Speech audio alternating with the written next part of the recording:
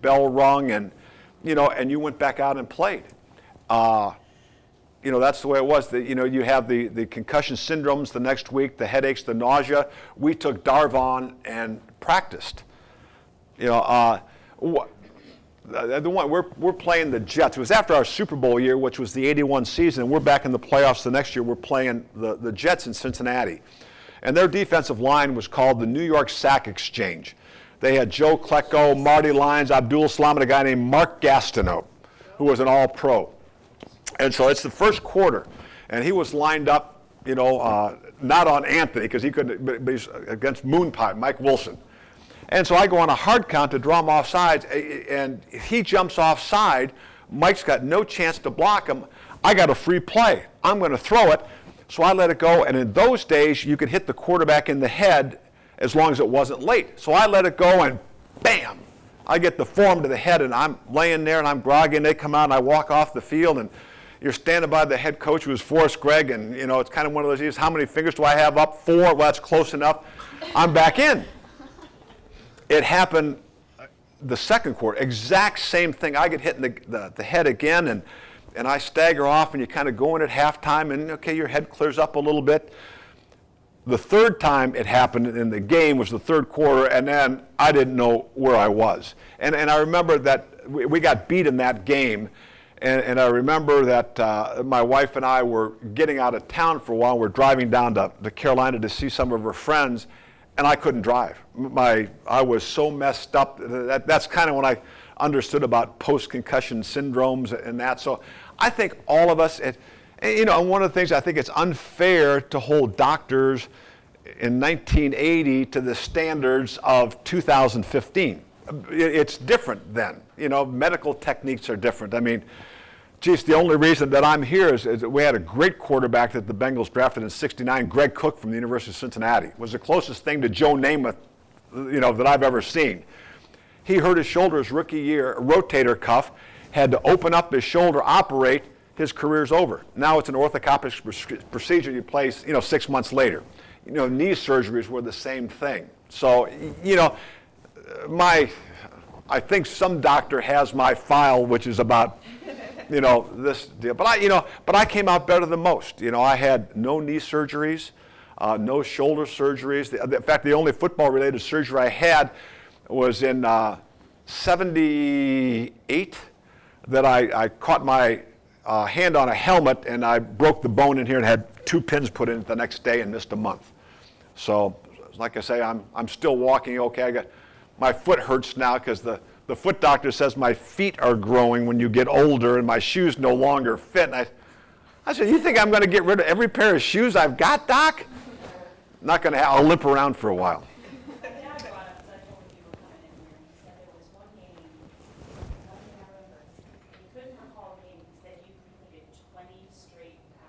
It was down in Houston, and it is kind of one of those games that I completed 20 in a row, which was a record for a long time. And in fact, Chuck Studley was one of their coaches who had been on the Cincinnati staff, when I first started off, and they're going down at halftime, and the other assistant coach says, hey, Chuck, he said, what do you think what adjustments should I make? He said, I say, let's go ahead and let's get dressed and leave before they figure out we're coaches, because they were on the other team. And then we played Pittsburgh here one year. I was 20 out of 22 against the Steel Curtain, which was an NFL record for a long time. And I forget who broke that. And then the last record I held that I completed almost 71% of my passes for a season in 1982, and Drew Brees broke that 2 years ago. So I'm kind of just second on a lot of things right now. So talk to us about how you started your new foundation and kind of what went into that. Yeah, a little background. I think players, for me, I grew up in the Chicago area, and as soon as I came here, I lived here, I worked here in the off season. This became our hometown, and you kind of get involved with things. And one of the first things that I got involved with was Easter seals.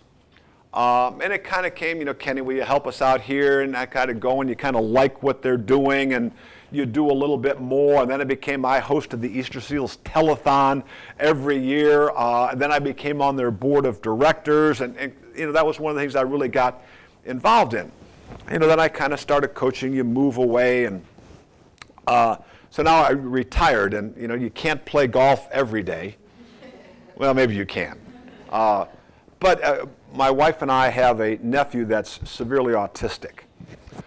He's now 23, and when he was 18, he had a lot of behavioral issues. And I'd been witnessing him attacking his father, and this kid becomes, he's 6 foot, 235 pounds, and it was a struggle for the dad to defend himself. And somehow I ended up between them and diffused the situation. But one morning when he went after his mother, thank God the father was home, but the mother and son both end up in the emergency room. They realize he can't live at home any longer. So they're like, what do we do with the kid? And so they found a facility in Ironton, Ohio. It's actually Pedro, Ohio, because it's in the middle of nowhere. And we went down to visit him. And he was there, and there were like 8 cabins, 10 boys in each cabin. They had a double-wide trailer that was their community center. They had a little school building for life skill as much as anything. And I have no scientific evidence to support this, but he did well there because he was, I think the one time in his life he felt normal. Everybody is like me. Well, he had to leave when he was 22. Laws change, and he's now in a group home over on the west side of Cincinnati. And so we started thinking, we want a little bit better quality of life for him. I mean, we'd go down and see him down there. They had walking trails. He's shooting basket with the kids, and now he gets picked up in the morning to go to his job, which is kind of a daycare type center. At 3 o'clock, the bus brings him back, and he sits in the house. And we said, there's got to be something better. So we came up with this idea, well, let's do a community for adults with autism and other developmental disabilities. So that kind of became our goal where, we have a house, and you learn about all the regulations for the state that only 4 can be under one roof. You can't have community meals. They have to be living independently. They don't want these individuals segregated.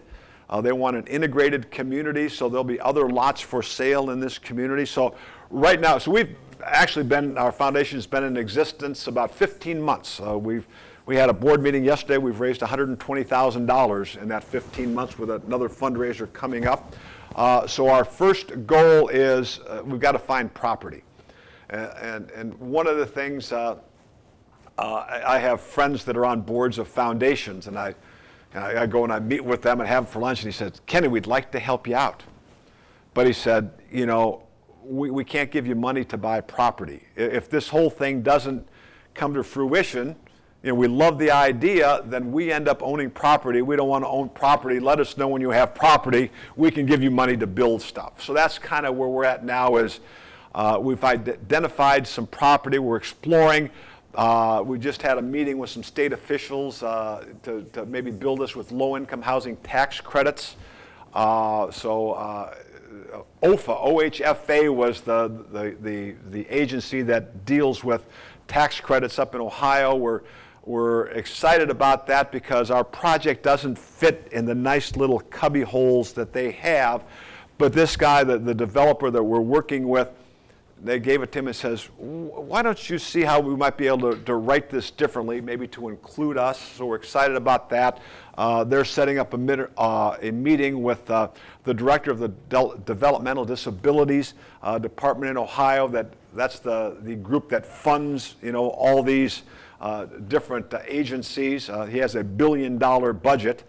I also got to do down in South Carolina the guy that had that job before him, so I know a little bit of the inroads there. He's helped me out. So, it became, for us getting involved was because of a nephew. And then as you get involved and you start exploring and you realize the tremendous need there is for this housing, and like I said, whether it's Down syndrome, which is a developmental disability, or whatever, there's this wave of adult population coming up that what do we do with? In fact, I was just down at a golf tournament for a former teammate. His brother has a Down syndrome school down in Cleveland, Tennessee. That, you know, all these students were in the public schools till you're 21. You got to leave. What do you do? You know, so they started their own school for adults. So there's this way, and as somebody described it to me, that there's a lot being done, whether it's autism, Down syndrome, a lot being done, you know, both for, you know, diagnosis and services for children. As they say, you know, when they're 5 years old, they're cute. When they're 26, and you get a lot of public sympathy, when they're 26, they're not cute. And it's kind of, you know, can we forget about this a little bit? So we've become very active trying to get other people involved. We've got a great board, but, you know, as we'll talk about, fundraising is a challenge. Yes? With your resources being limited in the early parts of your foundation, how will you select which recipients once your building is built and the facilities are there? Who will actually select the people and how will that work? Well, it'll actually, you know, they'll apply, and as long as we have rooms, it'll come. It may be, we may have a Down syndrome house. So we've got 4 beds in this, and then, you know, the first 4 people that apply, they've got a place to stay. One of the things that we're talking about is having a low-income housing for seniors. You know, there's a whole, you know, these people that they struggle with a place to live.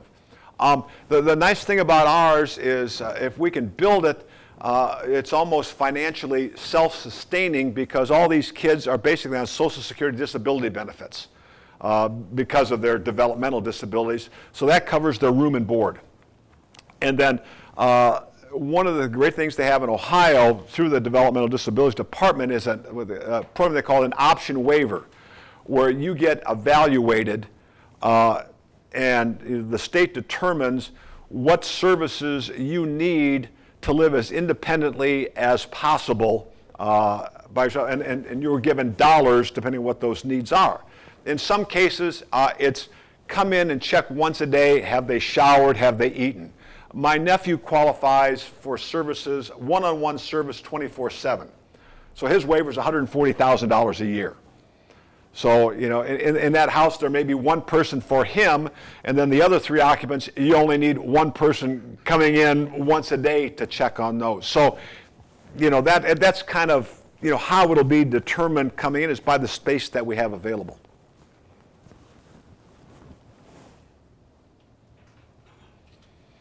Yes?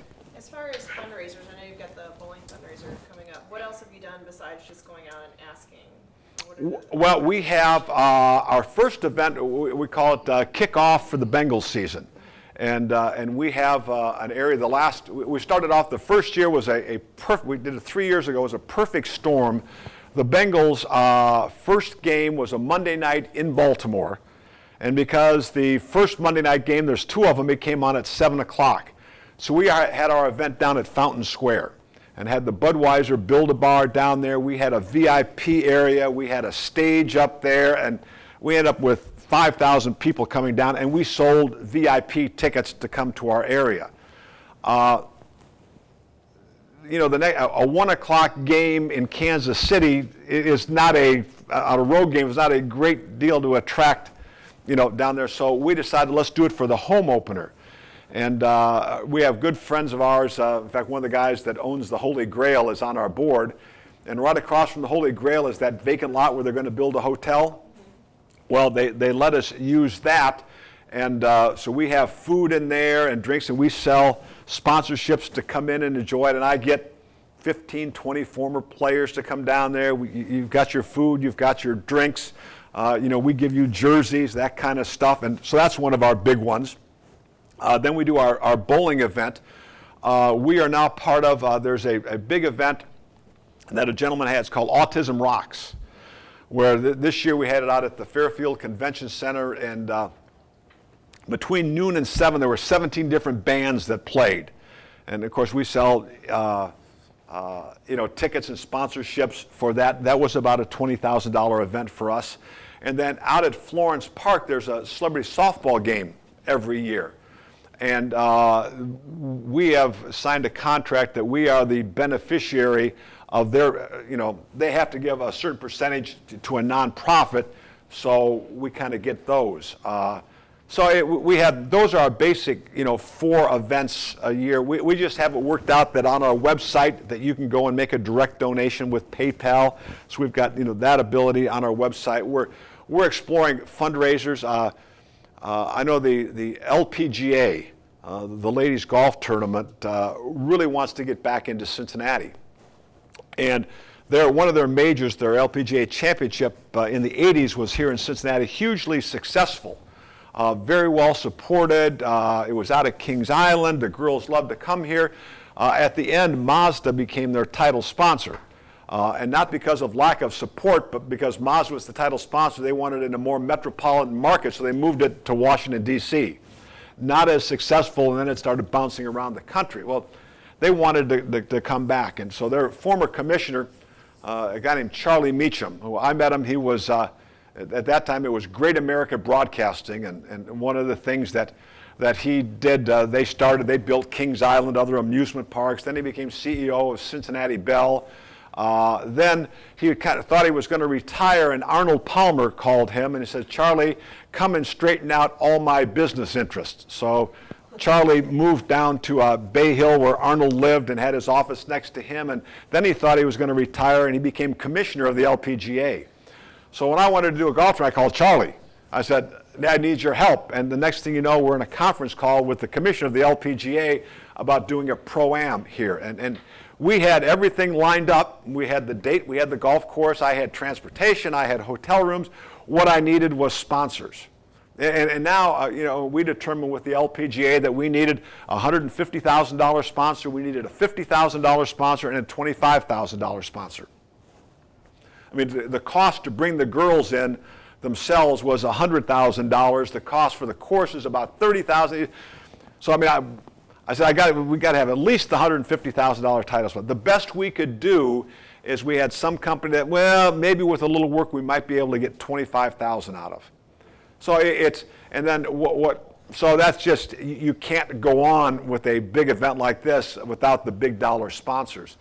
And what I'm finding in all of our events, it's like our kickoff event. Our title sponsor is $5,000.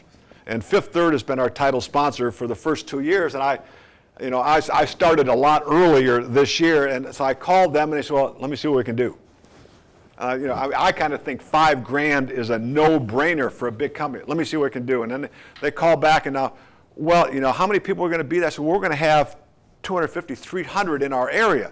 Well, can we direct sell them and have a handout of all our, I said, you can do whatever the hell you want to do. Give me the so our first year, Cintas was our presenting sponsor for $3,000. And then what they would do is they gave us the orange towels, kind of the rally towels, that we find out down there that we go and we give them away. And there's 5,000 people down at the banks, for a Bengals game. And so we have former cheerleaders and volunteers going around. They say, "Well, how much are those?" "Well, they're free. We'd like a donation." We talk about our project, and they give us $20. Made a lot of money there. Call them the next year. "Kenny, I can't come up with $3,000, and this is Cintas. So it's, you find out, and I know people that, Marvin Lewis has his big golf outing and dinner that I usually try to plan every other year.